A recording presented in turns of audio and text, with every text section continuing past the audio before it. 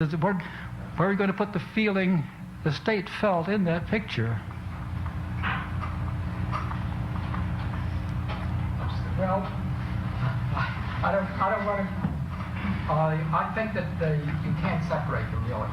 Well, I don't think I can't. They aren't separable. That's my hope. They aren't separable because contingencies of reinforcement always produce conditions which are felt by a sensitive person. Well, and they're felt in quote, maybe not consciously felt. So therefore, they're felt somewhere in the unconscious. Well, as I said, all behavior is unconscious behavior. I mean, it wasn't until fairly recently that anybody in the whole world was ever conscious. That only happened when the verbal environment started asking people, what do you think, what are you doing, do you see that, and so on. Then they began to look at their own behavior, and consciousness was built on top. When they say, what do you do about the unconscious? Well, I accept the unconscious. Well, my problem is the conscious. And that's the thing you have to explain. Way up there. Yes. Do you think that it is possible in the human organism that over a period of time, from birth to, let's say, adulthood or even to death, that the contingencies and reinforcements that the organism encounters in daily life may bring about structural or physical changes within the nervous system, and that this may be the basis of altered or improved behavior as opposed to just learning the correct response?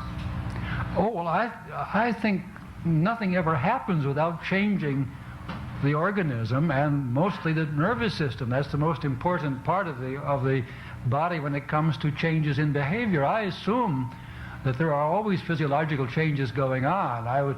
I'm not talking about a black box. That I did not invent the expression the empty organism, and I don't believe the organism is empty. I want to work as closely with physiology as possible. I think a good behavioral account is the very best thing you can do for the physiologist by telling them precisely what the assignment is. Am I answering your question or not? That's what I think is going on, but I have no other instruments to tell me the nature of those changes going on. I don't say because I don't know, but the physiologist is finding instruments to get in there and find out. Yes. Dr. Steven, I wonder if you have been in contact with the neurophysiologists in the last several years.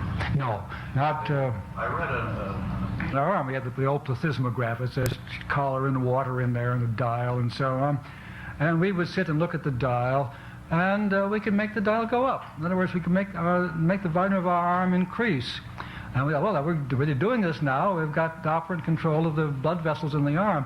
And we discovered what we were doing was keeping more and more residual air in our lungs and squeezing blood out into our arms from the torso. This is one way to put blood in your arm, is to squeeze it out there by filling up your lungs as tightly as possible. And when we stopped doing that, we had no control over it at all. And a great many of these techniques, the yogi kind of thing, which train blood pressure rate and so on, the yoga relaxation is an operant kind of thing, skeletal muscle. And I don't know how it was done or what it's done, but it's skeletal. It is not autonomic, but it has autonomic effects, I'm sure. But there's mediation there.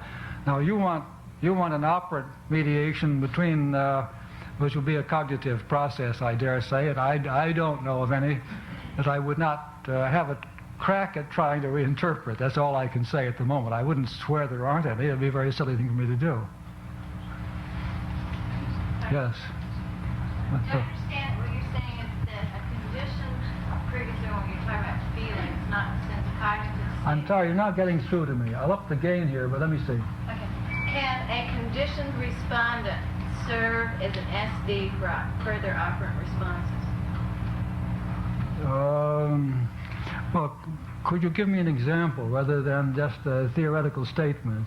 I'd say that in the presence of some kind of conditioned stimulus, my stomach starts churning. Can that churning of my stomach serve as an SD for my respondent behavior about what I do about that stomach? Well, I should think so. There's a perfectly good stimulation coming from that, and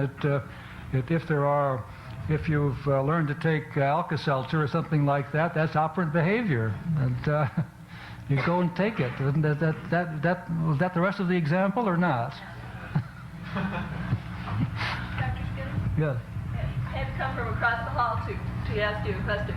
Could I get back to something that you were saying earlier about the person being depressed who was out of town, out of their familiar surroundings? And I think you were suggesting perhaps that the cure or the proper response to a situational reactive depression is to provide another acceptable or comforting behavioral repertoire. Right. Could you respond to a situation perhaps in which there might not possibly be an alternative behavioral repertoire which could be substituted? For example, when I think about the fact that at this moment I exist here with you and everybody else, and conceivably shortly, sometime from now, I may no longer exist Yes. at all, and that causes me to feel somewhat depressed. Yes. Short of changing my thought pattern and not allowing myself to be aware of this concept at all, is that all you could offer me in terms of lifting my spirits or not being depressed by the thought of my finiteness? It seems to me that I'm reaching for an alternative behavioral repertoire which isn't there.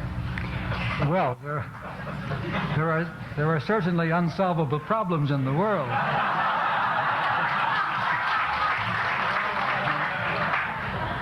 And death is one of them.